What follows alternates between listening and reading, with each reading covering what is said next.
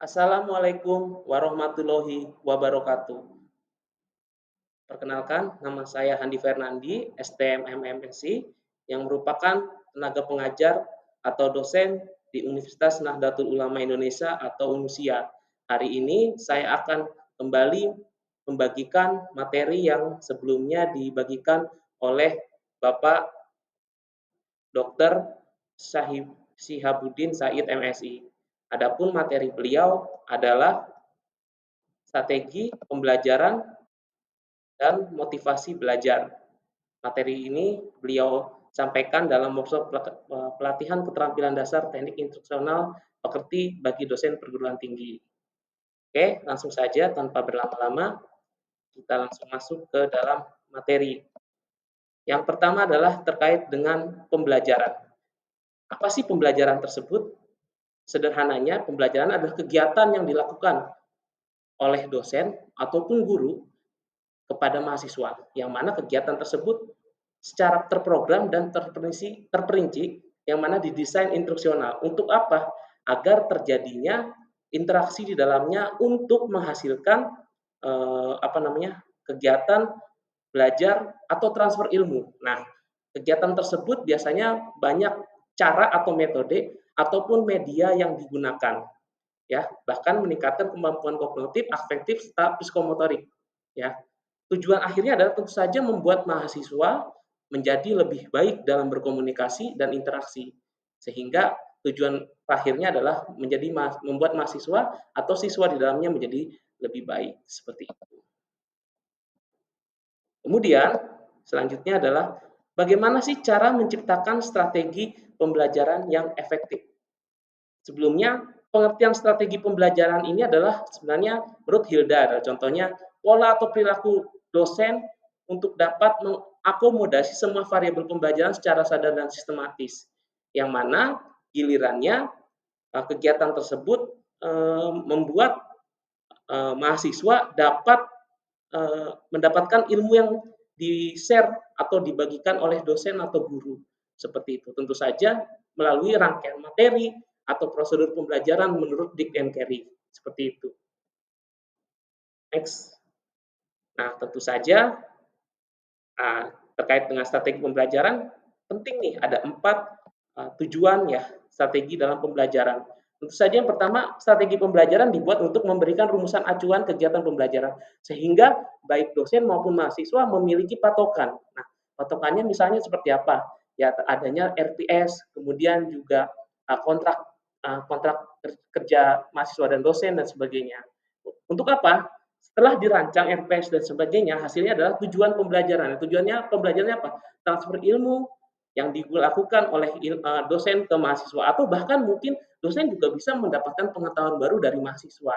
Terlebih lagi di era revolusi industri 4.0 ini, mahasiswa juga sudah sangat aktif dalam mencari informasi, terlebih ketika perkembangan internet ya.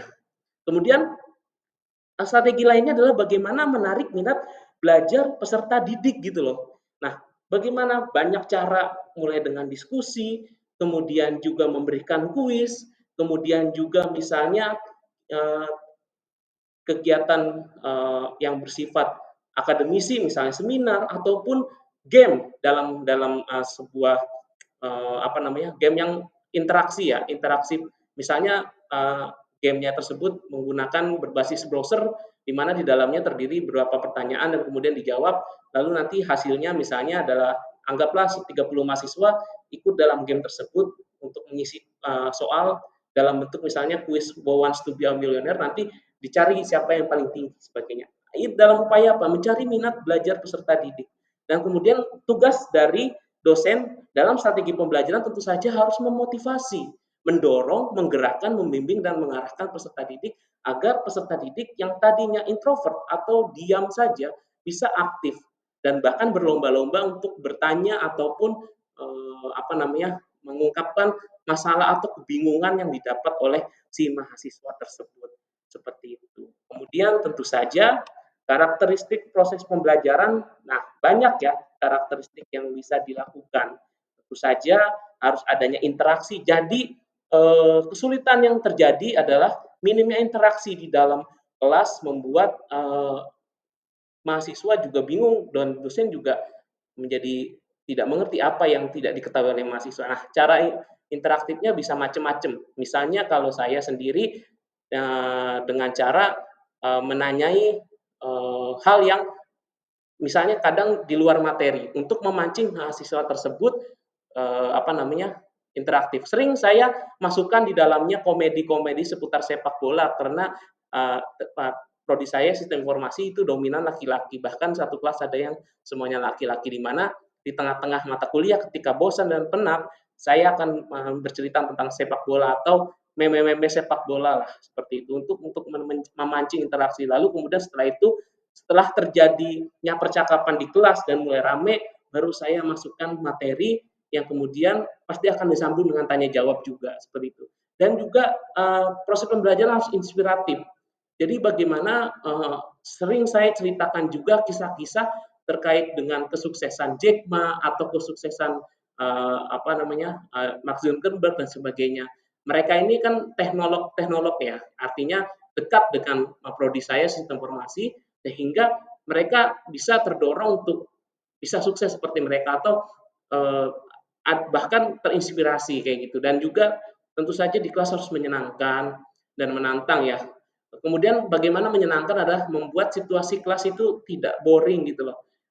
Dan ini kan hal yang apa namanya susah-susah gampang seperti itu. Tetapi pada gilirannya memang kita harus membuat bagaimana kelas tersebut apa namanya jadi menyenangkan kayak gitu. Kemudian motivasi peserta didik untuk aktif. Nah, ini juga kita harus memberikan motivasi dan seringkali apa namanya saya sebelumnya membuat kuis di awal dengan pertanyaan-pertanyaan yang sebenarnya ya juga tidak berhubungan dengan materi. Tapi biasanya saya sebelum masuk sebelumnya saya sudah memberikan materi, lalu kemudian disuruh kita membuat esai dari materi tersebut. Nah, esai tersebut kemudian dibacakan di depan kelas ya, waktu itu sebelum COVID. Kemudian saya bertanya kepada dia, kenapa dia menuliskan tentang itu? Misalnya, soalnya adalah bagaimana sih nanti industri 5.0 kayak gitu. Sekarang kan udah 0.40. Nah, akhirnya mahasiswa berlatih pikirannya sehingga membuat mahasiswa tersebut seolah-olah memikirkan oh ya ini yang paling menarik katanya bahkan dengan teknologi komputer Pak katanya ya nanti dinosaurus akan hidup lagi seperti itu hal yang salah satu hal yang lucu ya nah itu mungkin menurut saya hal-hal seperti itu bisa memotivasi peserta didik ya untuk aktif kemudian memberikan ruang yang cukup bagi prakarsa kreativitas dan kemandirian sesuai dengan bakat minat dan perkembangan fisik serta psikologis peserta didik nah ini juga karena kerap saya mengajar coding misalnya, ada juga mahasiswa lambat, ada yang juga mahasiswa yang cepat. Biasanya saya selalu membuat grup yang di dalamnya saya fokuskan untuk seimbang. Mana yang mahasiswa yang unggul, saya gabungkan dengan mahasiswa yang kurang unggul atau tidak pandai, atau misalnya kurang pandai. Nanti di dalamnya harus ada kerjasama di dalamnya sehingga tugas tersebut atau mahasiswa yang kekurangan itu bisa ikut serta juga untuk lebih upgrade seperti itu. Kemudian juga, nah ini kegiatan pendekatan pembelajaran ya harus adanya apa namanya pendidik memandang bahwa pembelajaran peserta didik harus kooperatif maka munculnya pendekatan kooperatif. Pendekatan kooperatif adalah pendekatan di mana di dalamnya baik dosen maupun mahasiswa saling apa namanya merasa bahwa salah satunya salah duanya adalah saling membutuhkan ya dosen tentu saja membutuhkan mahasiswa untuk mentransformasi ilmunya dan juga mahasiswa tentu saja membutuhkan dosen untuk bagaimana mahasiswa tersebut bisa mendapatkan ilmu dari dosennya kayak gitu. Kemudian tentu saja teknik pembelajaran ya misalnya gaya mengajar tentu saja berbeda-beda. Kalau saya tipikalnya mungkin senang ceramah dan juga penuh humor kayak gitu. Ya, jadi sering saya ya tadi seperti yang saya jelaskan di presentasi yang sebelumnya bahwa saya senang apa namanya bicara tentang sepak bola yang mana laki-laki dominan sekali di kelas saya sehingga nyambung kayak gitu itu biar mencairkan suasana seperti itu.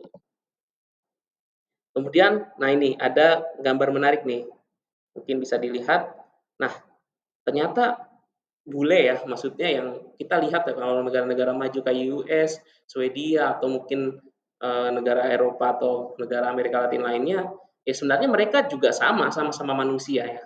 Dan di sini kita lihat ya bahwa kalau dosen hanya berbicara satu arah, ada dua hal yang terjadi. Yang pertama yang atas ini, yang ada perempuan berseragam pakai hoodie warna merah, dia akan memperhatikan. Atau seperti yang di bawah, bosen terus kemudian mengantuk kayak gitu. Nah, bagaimana caranya kalau kita ubah menjadi diskusi kelompok sehingga dosen maupun mahasiswa bisa saling interaksi dan nggak ada yang namanya ngantuk-ngantuk kayak gini.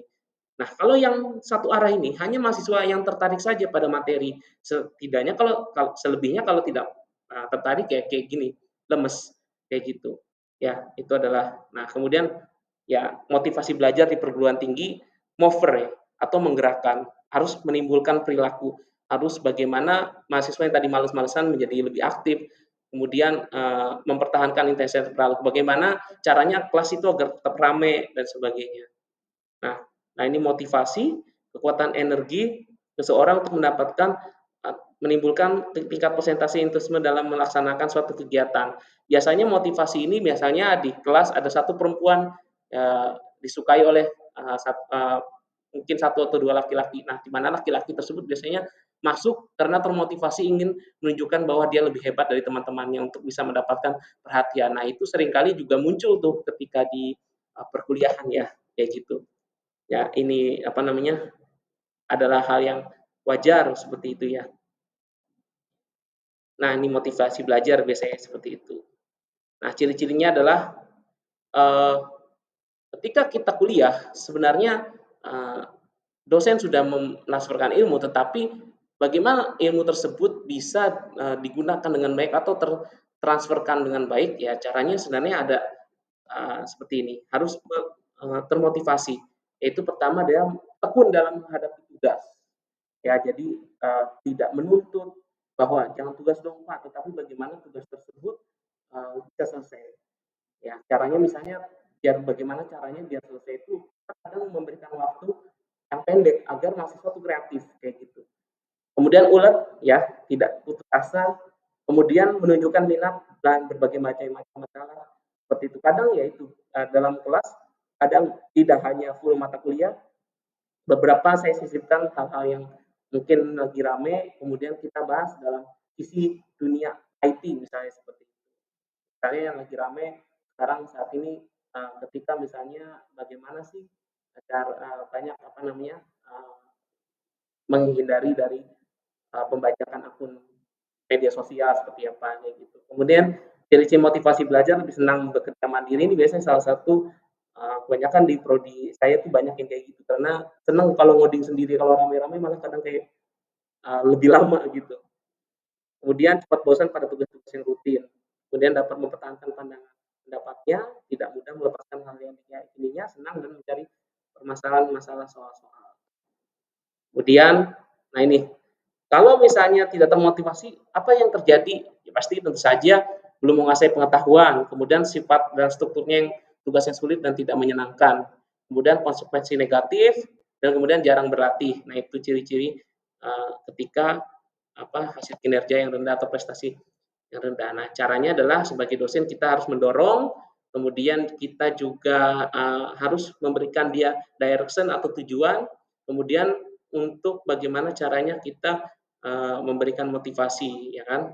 Nah, tapi kadang motivasi juga muncul secara tiba-tiba dan harus ditumbuhkan dosen. Oke, oke. Nah ini motivasi memberi angka, memberi hadiah ya, kemudian juga kompetisi dan yang perlu untuk dikembangkan adalah terakhir menguasai struktur dan konten mata kuliah bagi dosen, kemudian bagaimana mengajarkan mahasiswa tentang konten mata kuliah, dan yang terakhir tentu saja dosen harus mengenali pengetahuan dan dosen dapat mensintesis dua pengetahuan materi dan lain seperti itu. Terima kasih, begini saja jawaban dari saya. Wassalamualaikum warahmatullahi wabarakatuh.